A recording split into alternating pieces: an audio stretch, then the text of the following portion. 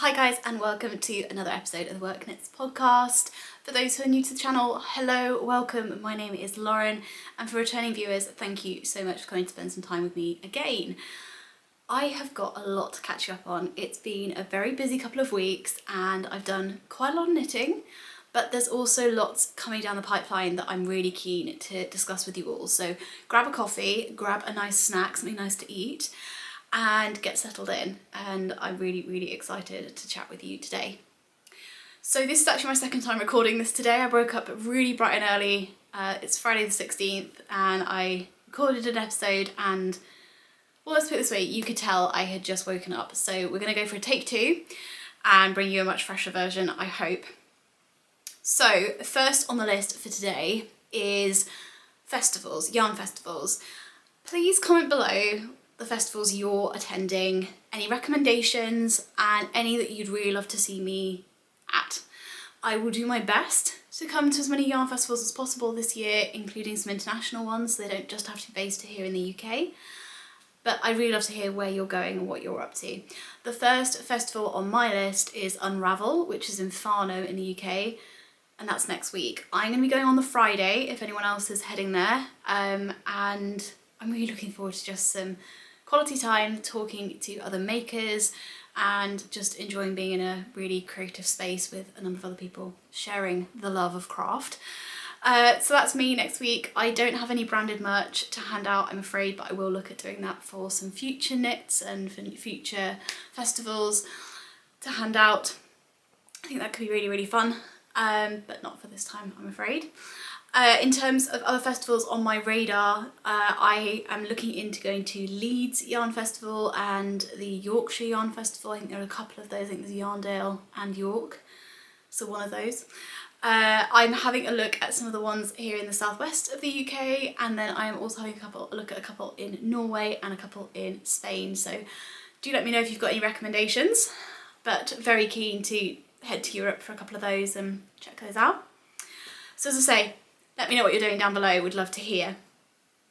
On a similar note, for those who follow me over on Instagram, you might have seen my reel about a week or two ago talking about kind of making your own knitting retreat. I guess this is just kind of like a public service announcement to remind you all to make time for you and to create a kind of distinct space for your craft.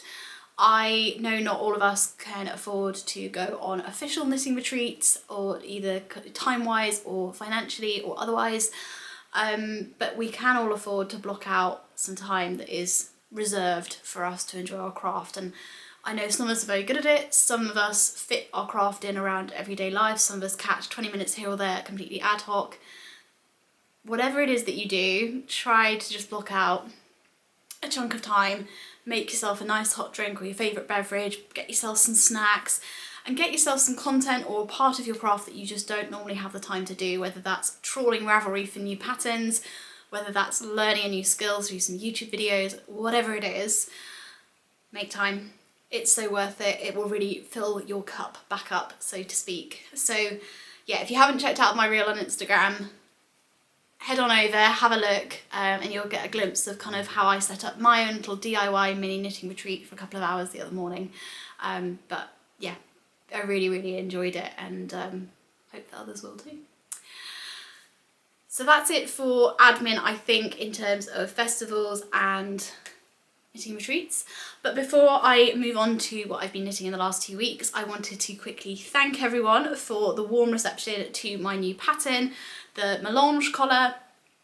By way of some background on this, if you missed previous episodes, I knit this up as kind of like a doodle, like a self-drafted, just a quick thing last year, and then it featured in a few podcast episodes and in the Everything I Knit in 2023 video, and people asked for a pattern. I thought there were enough plain collars out there, but people kindly wanted my version, so I have produced the pattern. I released it on Friday.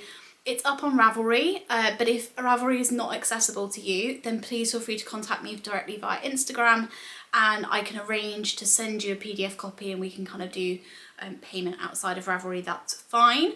I would at some point like to set up a PayHip account and some other things that people can access patterns in different places, but for now, if you could contact me directly if you want a copy and don't use Ravelry. And for those that don't use Ravelry, you might just want a couple of details on this. So this is a worsted / Aran weight pattern. You can do either. Mine is knit up in Kate Davies Ard Tier, and it's really quick and really simple. It comes in one size, but I do give details on how to alter it if you wanted to make it bigger or smaller. And you can contact me at any point for pattern support if you need to. And yeah, simple bottom up collar with some twisted rib detail. But thank you to all my wonderful test knitters who knit this up so quickly, turn this around in a flash, who've produced some beautiful photos which I will get up onto Ravelry shortly and be using on Instagram, and for being such a lovely group and so supportive of each other. If you'd like to test knit any of my future designs, please do feel free to reach out speculatively over on Instagram or via my email address, which I will link below, and I'd be very happy to add you to the list of test knitters. And I think that's it on pattern stuff. Oh, one last thing being that if you happen to be on Ravelry and you are scoping around for patterns, I would really appreciate any support you can give in the form of giving this pattern a little heart or queuing it. I appreciate not everyone's in a position to purchase a pattern, or you may already have one that's similar. Number of different reasons why you might not want to purchase it, but if you are able to give me support in the completely free form of a like or a queue, I'd be really grateful. It just helps me get the pattern out to more people on Ravelry. So yes, that is my little plug for this collar, and now there'll be no more plugging, I promise.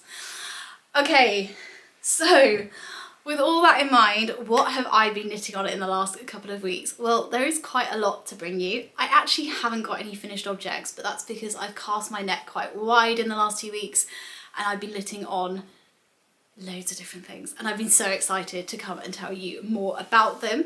Before I dive in, very briefly, because I know people will ask, I am wearing a self-drafted sweater. It's based very loosely on the cast-on numbers from the No Frill sweater by Petite Knit.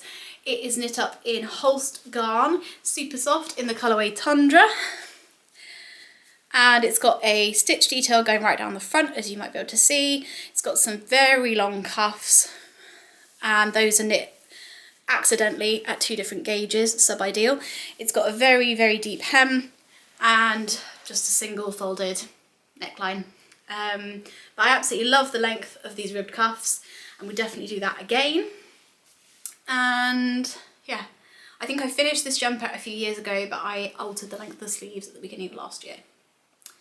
There we go, so that's what I'm wearing. But now, what have I been knitting on? It looks like a bit of a mess behind me, but I have tried to group stuff together.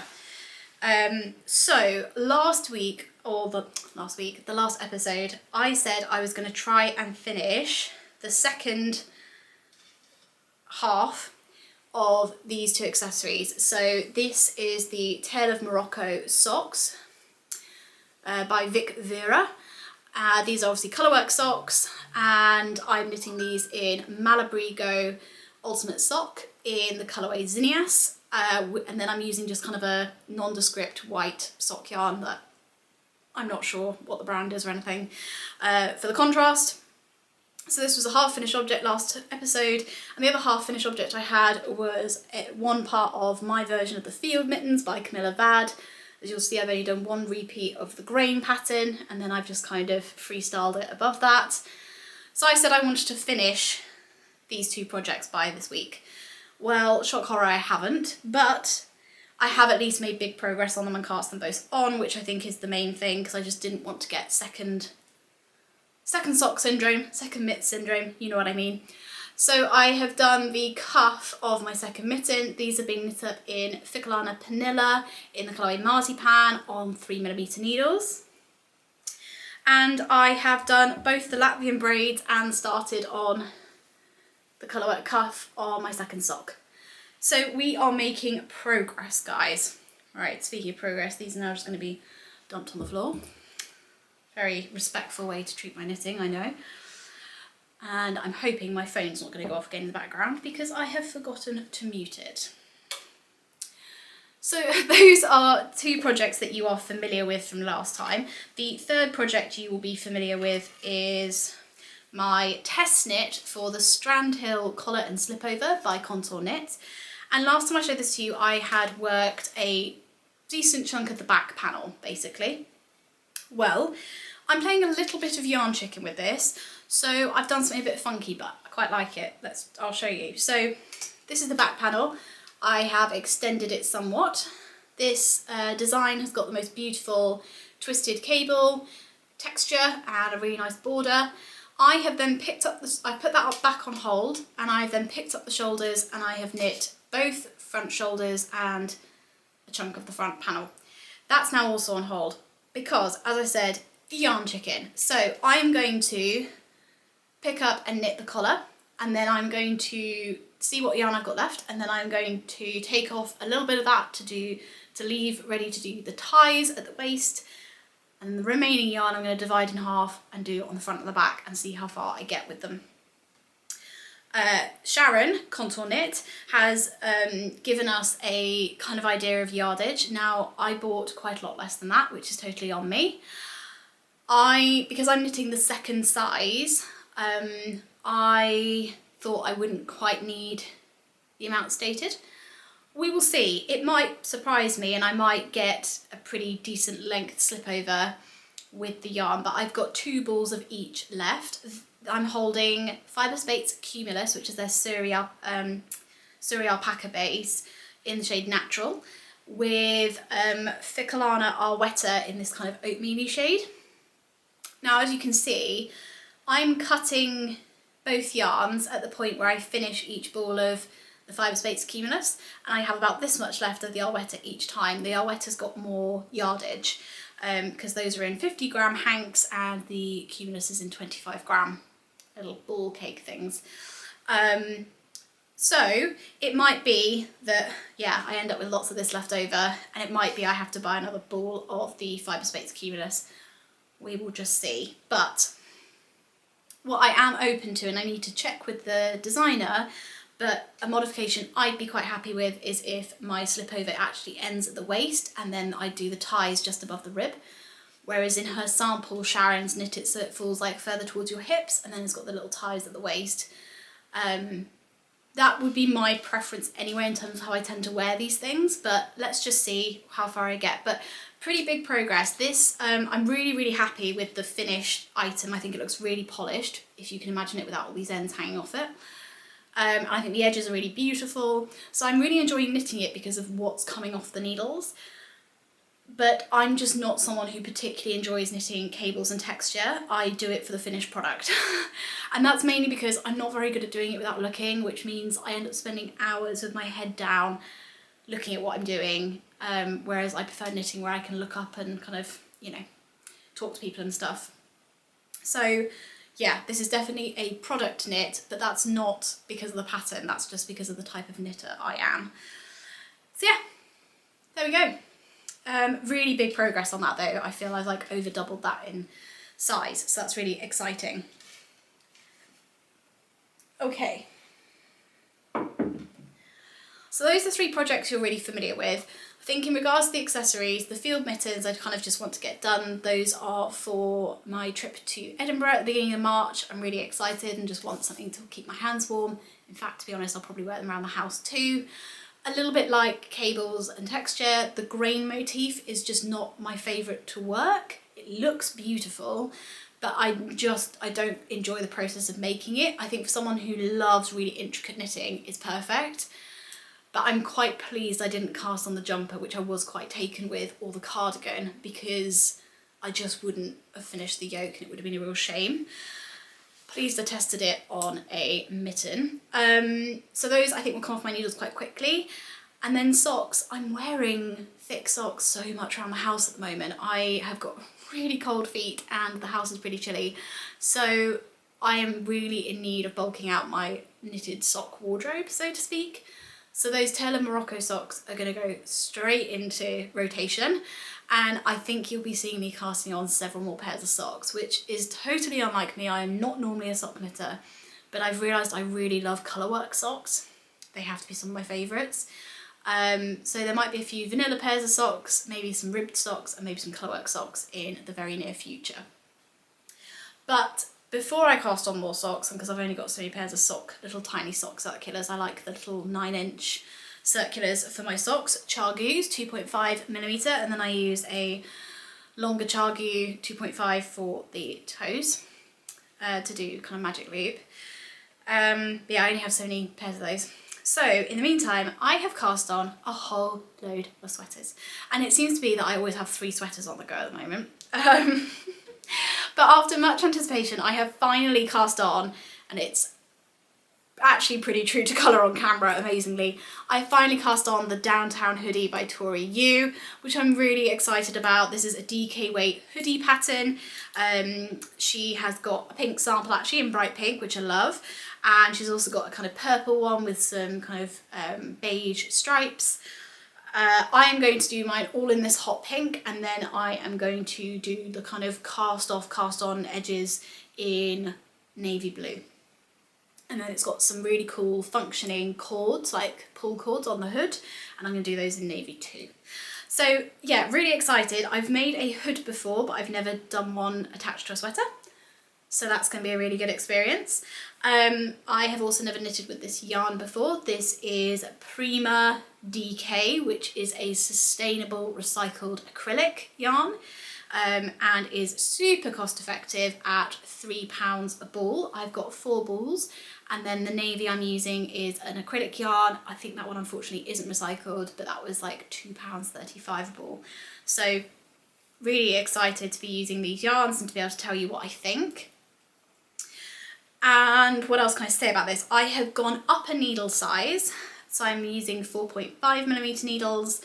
I have omitted the short rows.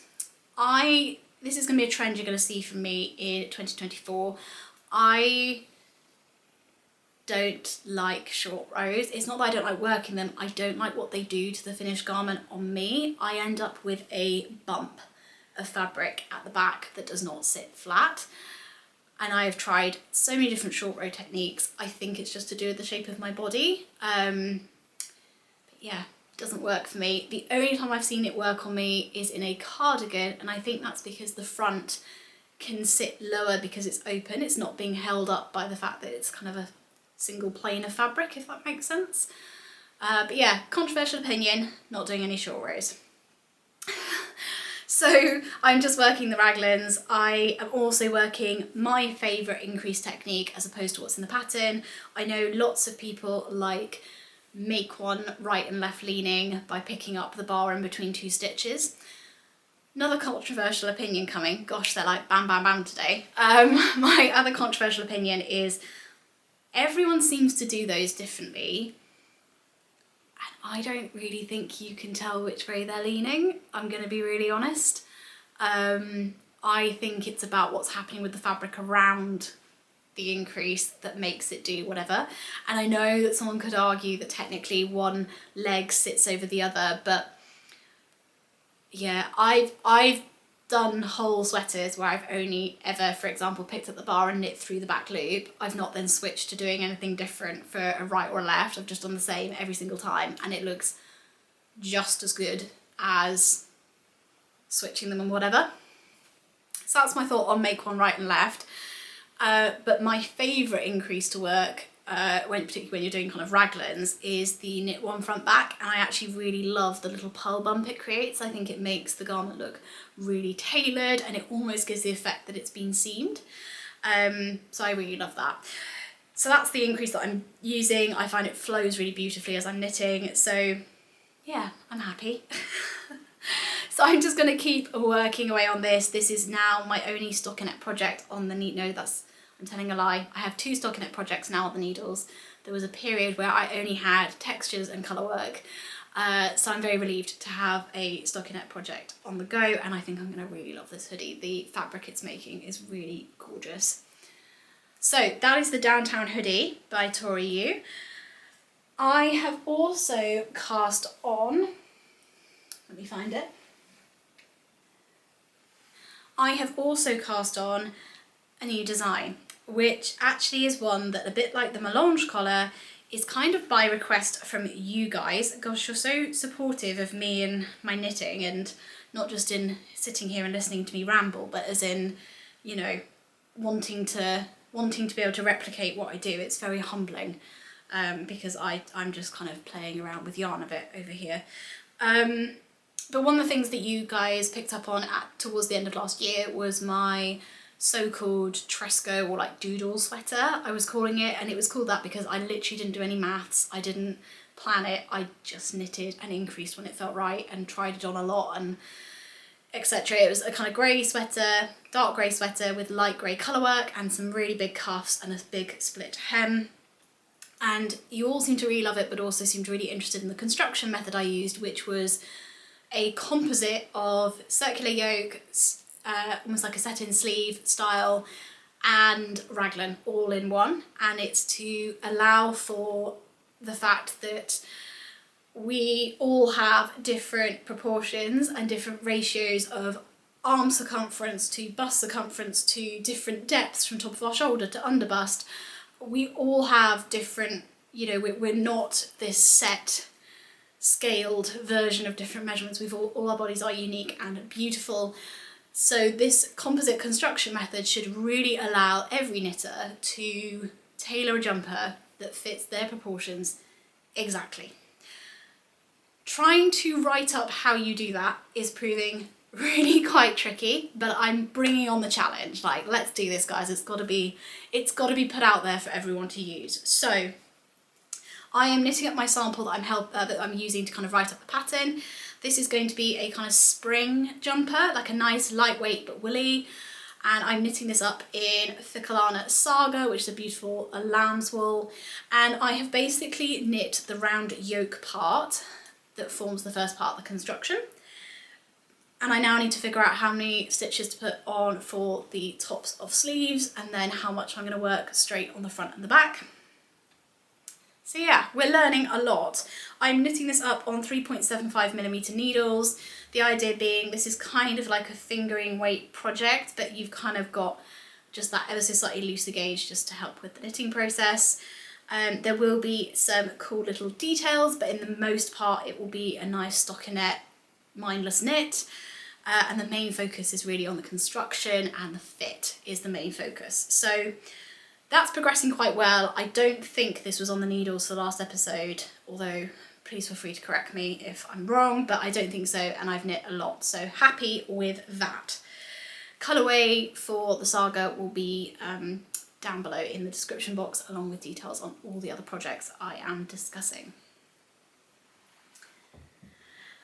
So you'd think that would be enough jumpers and garments and things on my needles. I am someone who loves lots of projects on the go, but this week I really feel like I've got a lot on the go.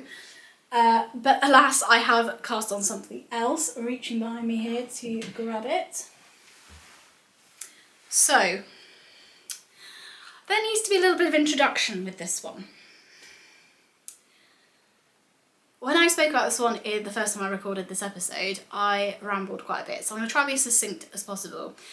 The long and the short is, I am in the process of contacting the designer, not in a provocative, argumentative way, instead in a supportive, collaborative format, just to find out a little bit more about how the size range for this jumper came to be. It might be the designer has got a graded version of the pattern that is far more size inclusive. They just couldn't find testers to knit the larger sizes or the smaller sizes. That might be the case, and that's totally understandable. And if that's the case, then maybe there's some of us on here that would want to knit some of the different sizes. But I just think it's worth reaching out to them. However, I don't think it's fair for me to talk about the project without first disclosing that as it stands, to the best of my knowledge, the size range is not particularly inclusive. Now, please excuse the fact that I've got some of these numbers are in centimetres and some are in inches, and it's partially because I don't have the pattern right in front of me, so bear with the fact that I'm flip-flopping a little bit between the two. But, actually, let's get the pattern.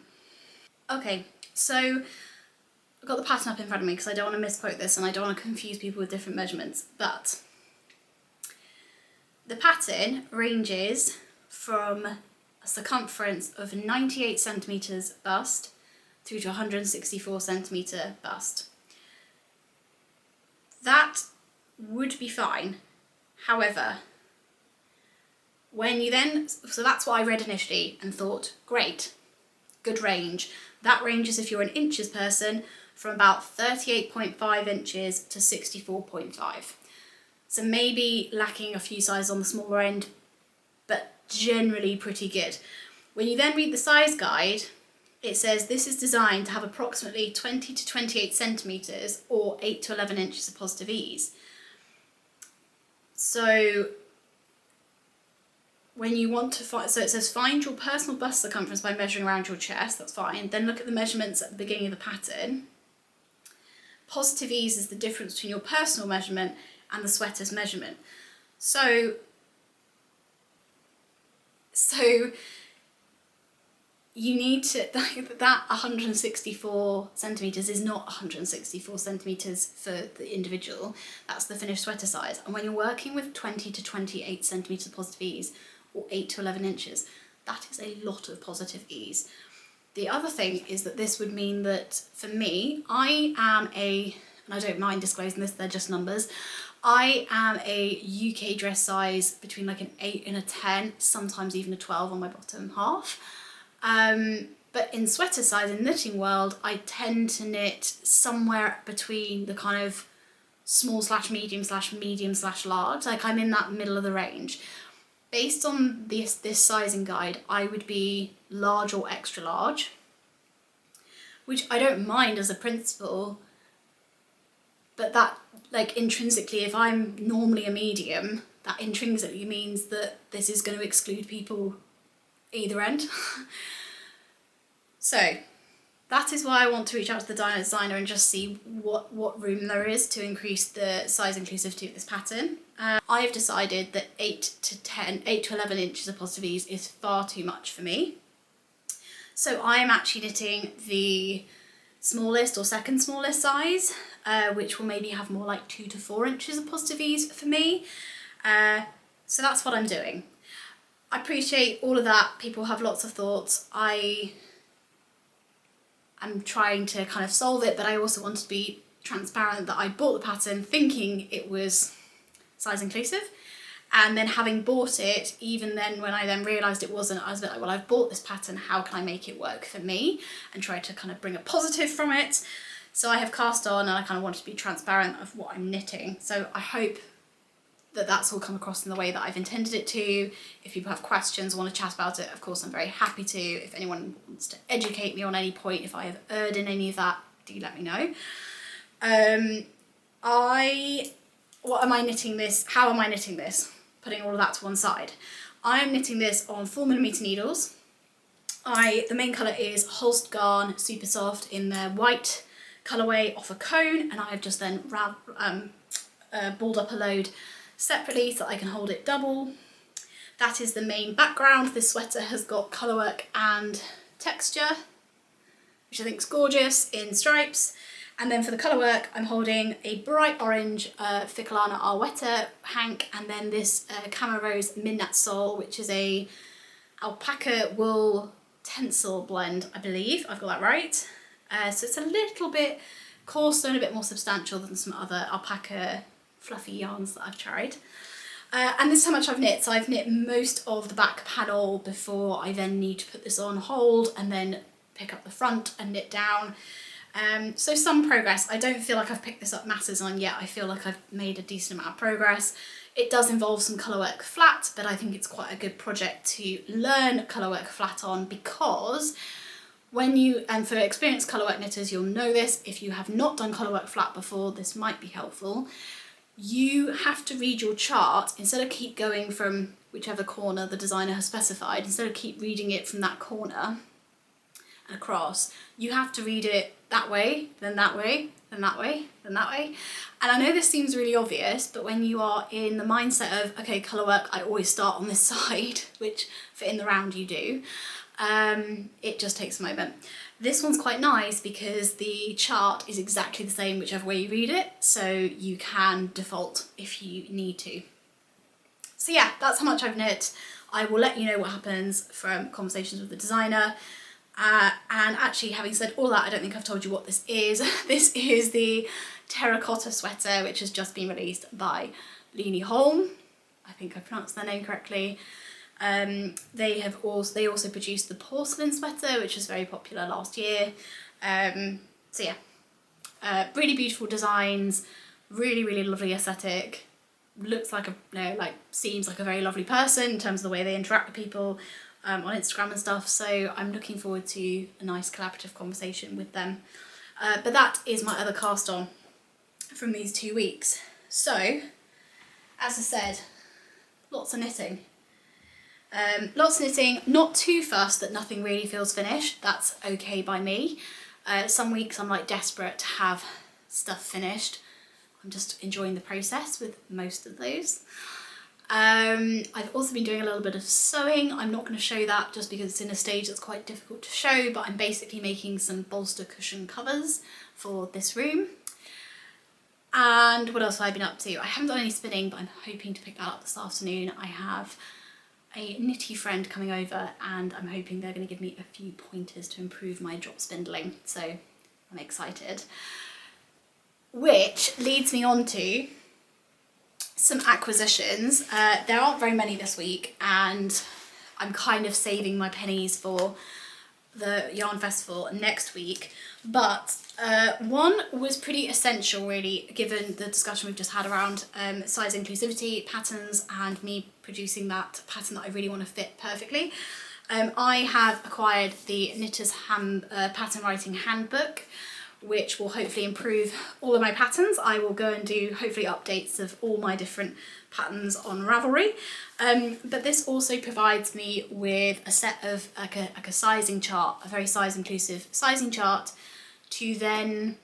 which I can then use as a basis for then explaining how to make the sweater fit whatever your combination of dimensions are, if that makes any sense. So really enjoying this. It's a great book. It's written by Christina McGrath and Sarah Woolworth. Lots of people probably already know it and it's just me that doesn't. But I'm really enjoying reading this. I'm learning a lot. So that was my first acquisition. My second acquisition is kind of a speculative one, if that makes any sense. Don't have a project for these to go on yet, but I saw some buttons that I just loved. I might need to insert a picture here or here because I don't know how well these are going to show on camera, but they are basically clear buttons with like confetti or like sprinkles in them. I don't know how well you're going to be able to see this. Probably not very. But they're really pretty and I just thought they were a bit of fun and they look amazing on a cardigan. They're one of those things I thought if I don't get them now, I won't see them again. So that is that. And then the final thing that's new into my stash the last couple of weeks has been some minis. I was gifted this beautiful selection of 5 minis from Jess of Loom Wool. Jess is a small batch yarn dyer here in Somerset. We met for a coffee and she surprised me with a very generous gift of these 5 minis. Now I will have on screen and down below in the description box what these different colourways are, but yeah, they are just stunning. I have got a scrappy blanket project on the go, which I could definitely put a little bit of each of these into, but I actually also really want to get these into some colourwork or stripy socks. These are all on Jess's 75/25 sock base, so I'm really excited. And this dark grey blue, and I mean all of them are calling to me in different ways, but yeah, they're stunning. So generous from Jess. Really sweet of her, and I'm really excited to knit with them. I think I'm gonna end up a little bit addicted to Jess's colours. They're just stunning. So that is everything from me, I think, this week. For those who stuck around to the end of the last video and humoured me by kind of listening to my home reno channel updates, I have really let you down because I told you that there would be a video released last week and there wasn't. There is delays to multiple things, as happens in renovations, but that video that I was talking about, which is the renovation of this yarn room, part 1 is going up today, so I will link to that below. For sure it's going up. And then there will be a part 2 which talks about how I've organised all my stash and all my sewing stuff and books and stuff. in the room, and that will be coming up probably sometime next week.